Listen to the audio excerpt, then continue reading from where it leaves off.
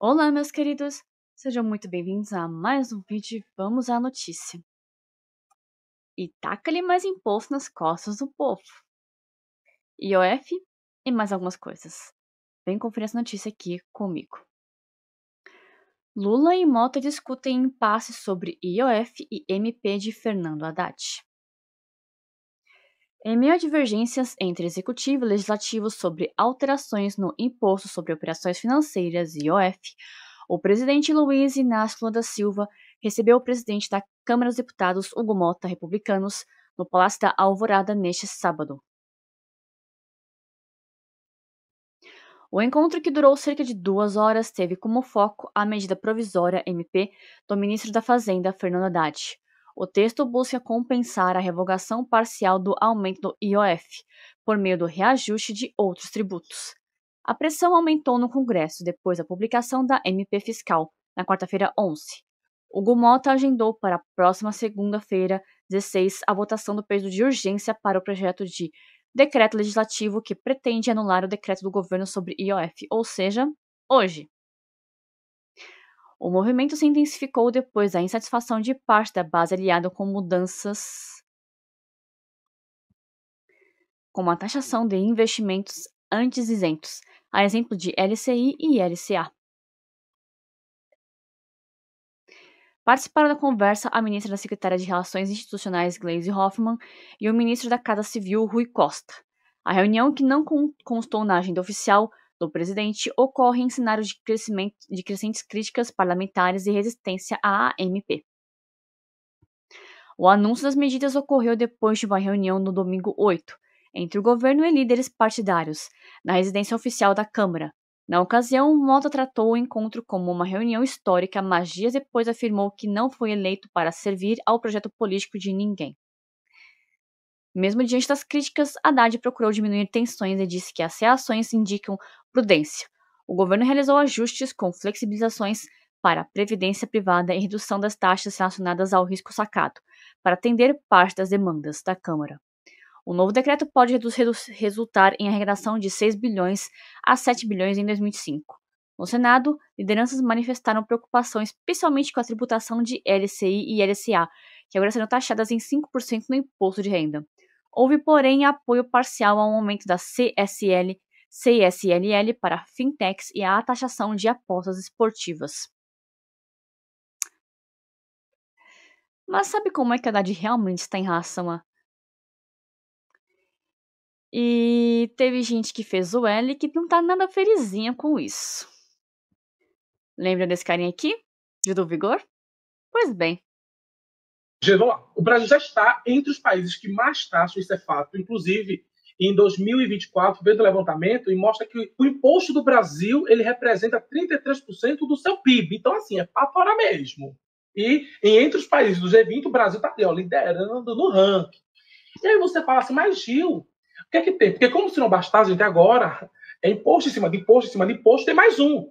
Existiam algumas categorias de investimento que eles eram isentos de imposto de renda, mas agora o governo ele quer tributar.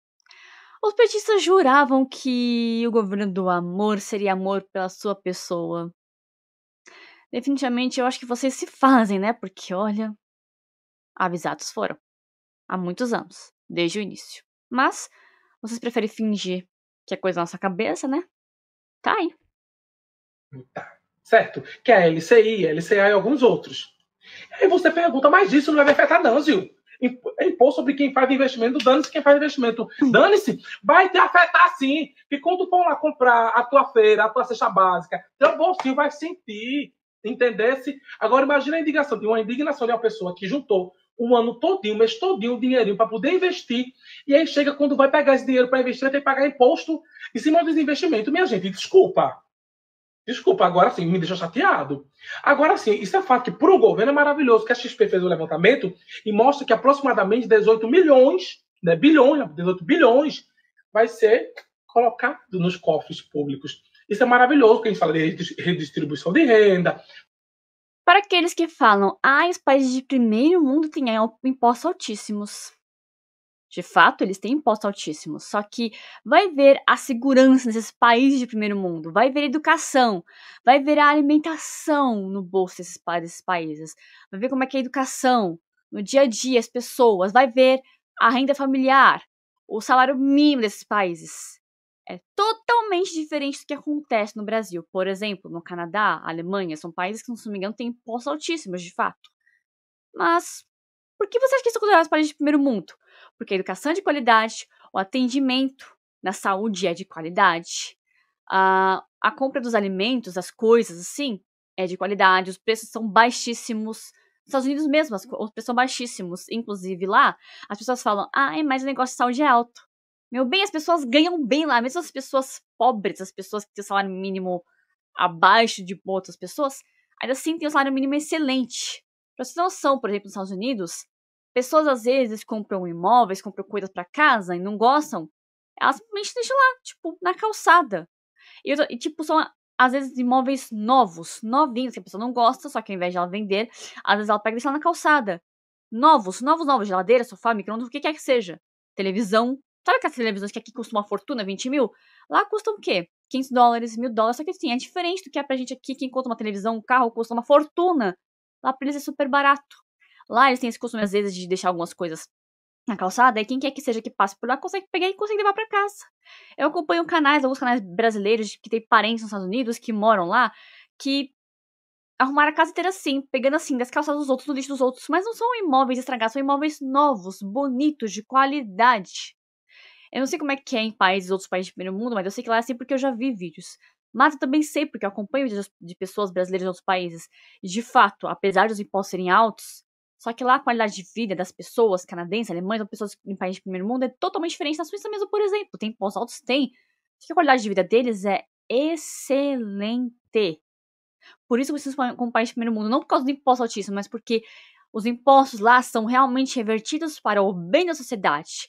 A saúde é uma porcaria, a educação é uma porcaria, o salário mínimo do brasileiro é uma porcaria, tudo aqui é uma porcaria.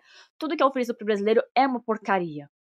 Se você for pesquisar na internet, a maioria das pessoas que têm acesso à rede pública, tipo, de saúde ou de educação, é treve, literalmente, é horrível.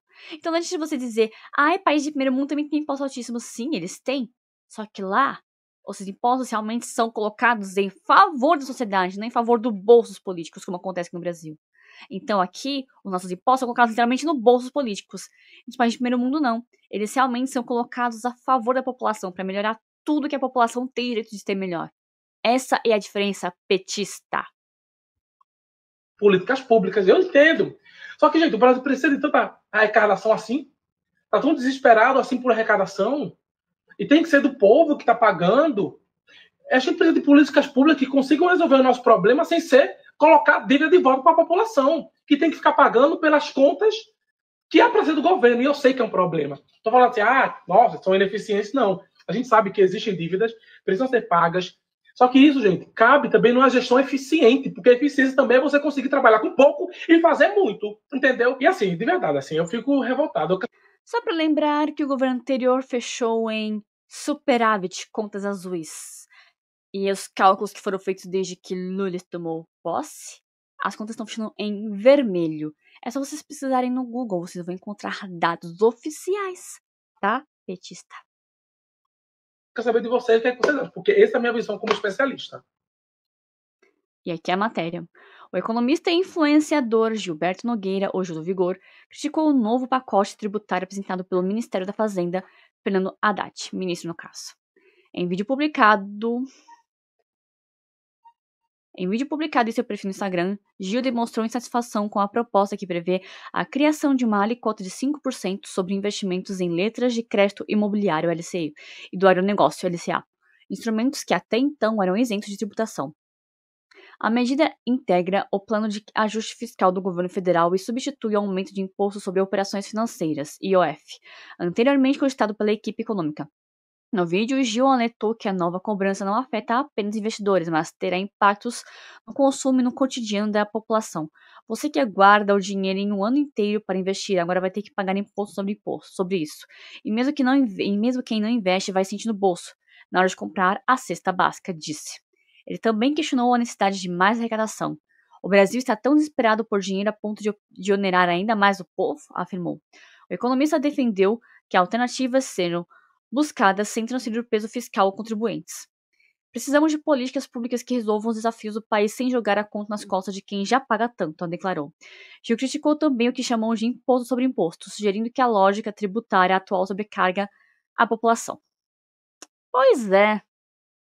Mas não adianta vocês fazerem de bestas não, porque vocês sabiam que isso ia ser ruim. Mas não adianta vocês dizerem, eu achava que ia ser bom. Pelo amor de Deus, vocês achavam que os escândalos nos governos anteriores do PT foram à toa? É? Mas vocês acham que o Haddad está preocupado com isso? Tá não. Haddad tira férias em meio a embate na Câmara sobre alta do IOF. O ministro da Fazenda, Fernando Haddad, iniciou férias nesta sexta-feira, segunda-feira 16, em meio à reação do Congresso às medidas do governo que elevam impostos. Ou seja, iniciou férias logo após a reunião que eu citei no começo desse vídeo. A ausência de Haddad ocorre no mesmo dia em que a Câmara dos Deputados analisa o pedido de urgência para votar um projeto que tenta derrubar o reajuste do Imposto sobre Operações Financeiras, IOF. O secretário executivo, Dário Durian, deve assumir o comando do ministério durante o período. As férias do ministro, que inicialmente correriam em julho, foram antecipadas por decisão publicada no Diário Oficial da União no início deste mês. O retorno de Haddad está previsto para 22 de junho. Parlamentares ampliaram a satisfação depois que o governo editou uma medida provisória e um decreto que aumentam a tributação sobre aplicações antes isentas. As mudanças atingem produtos como letras de crédito do agronegócio e letras de crédito imobiliário. As iniciativas articuladas pela equipe econômica tiveram apoio inicial no Congresso, mas geraram desgaste nos dias seguintes. O presidente da Câmara, Hugo Mota, republicanos, que havia elogiado as negociações, mudou o tom e passou a criticar publicamente o governo. Mota afirmou que não aceitaria usar a presidência da Casa para atender os projetos políticos de terceiros. Apesar das tensões, Haddad buscou amenizar o clima e elogiou o posicionamento de Mota, classificando-o como prudente. O governo anunciou ajustes nas propostas, incluindo a redução de alíquotas sobre o risco sacado e maior flexibilidade nas regras de isenção para a previdência privada. A expectativa oficial é que o pacote gere arrecadação adicional entre 6 bilhões e 7 bilhões em 2005. E você acha que é só o IOF? Não é não. Uma pequena surra aqui na casa dos petistas. Deputado do PT quer regular mineração e trade de Bitcoin com imposto diário. O deputado federal Flávio Nogueira, do PT, apresentou na terça-feira 10 um novo projeto de lei para ampliar a regulação das criptomoedas no Brasil, criando até uma espécie de licença nacional de minerador da Bitcoin, para que pessoas exerçam a atividade de forma regulada. Além disso, para minerar Bitcoin e criptomoedas, caso a lei seja aprovada, os profissionais devem se cadastrar em um órgão nacional que fiscalizará o setor, para mineração de Bitcoin e outras criptomoedas. O projeto prevê o uso até de energia nuclear do Brasil. Ainda que o país já conte com a Lei nº 14.478/2022, o parlamentar acredita que há várias lacunas na atual legislação, inclusive ao não diferenciar o Bitcoin de criptomoedas e tratar este como um criptoativo. Ao apresentar o seu projeto, o deputado do Partido dos Trabalhadores começou explicando vários conceitos como Bitcoin, blockchain, criptomoedas e outros mais que circulam no ecossistema. Se aprovada, é a primeira legislação a citar todas as tecnologias de forma ampla e específica. Mas chama a atenção o tópico envolvendo a mineração de Bitcoin, uma atividade que hoje é liberada a todos os brasileiros. Isso porque, caso o projeto de lei avance, a prática só poderá ser realizada por empresas que tenham registro em órgão nacional de fiscalização. Ou seja, se você for uma pessoa comum como eu, você não vai poder mais nem mexer com isso aí, simplesmente. Artigo 10. Para o uso das máquinas mineradoras de criptomoedas, o minerador deve possuir licença de autorização para minerador digital, que o identifique e o certifique no plano profissional, permitindo-lhe realizar profissionalmente suas atividades. Parágrafo único. A licença de autorização para minerador digital deve ser solicitada à instituição de registro de plataformas virtuais e traders institucionais, ou seja, empresas, em um prazo de 90 dias contados a partir do início de suas atividades de mineração, sob pena de ser punido com a suspensão das suas atividades. Diz proposta de regulação. Ou seja, só se você faz parte de uma empresa, você vai poder fazer isso. Se você for uma pessoa comum como eu, já era. Aos regulados para atividade de mineração, o projeto de lei permite o uso de energia elétrica, solar e até nuclear, ou seja, ele libera de forma ampla o acesso ao sistema energético brasileiro. traders devem ter curso superior, registro em órgão competente e todos os lucros tributários diariamente. Outro ponto que chama a atenção no projeto de lei é o registro profissional para todos os traders de Bitcoin e criptomoedas. De acordo com o projeto, os traders devem ter um registro em órgão competente da licença de autorização para especular com criptomoedas e traders institucionais. Para isso, precisam de ensino superior ou experiência comprovada via prova, além de bons antecedentes criminais. Destaca-se ainda o fato de que os lucros auferidos pelos traders de Bitcoin brasileiros devem ser recolhidos diariamente para fins de imposto de renda. Em fase inicial, o projeto de lei deve contar com o apoio da maioria do Congresso Nacional antes de seguir para a sanção presidencial e finalmente ser aprovado. Todo cidadão brasileiro pode acessar o blockchain e criptomoedas são independentes de bancos e governos, cita a proposta de legislação. Outro ponto que chama a atenção na proposta do deputado federal Flávio Nogueira, petista, é o fato de que todos os brasileiros podem acessar as blockchain, na teoria da sua legislação. Isso garante o processo de inovação no país, ainda que na prática isso já aconteça. Mas esse mesmo projeto também diz que somente pessoas com ensino superior vão poder fazer isso. Pois é, né? Que estranho. Além disso, ele declara no projeto de lei que as criptomoedas funcionam independente do Estado e de bancos, tendo um funcionamento independente. Artigo 3. A criptomoeda não depende do controle de bancos, instituições financeiras, grandes corporações ou governo para ser emitida ou para confirmar suas transações. Artigo 4. A criptomoeda não possui respaldo nem garantias oferecidas pelo Estado, pelo Banco Central do Brasil ou por qualquer instituição financeira nacional. Artigo 5º.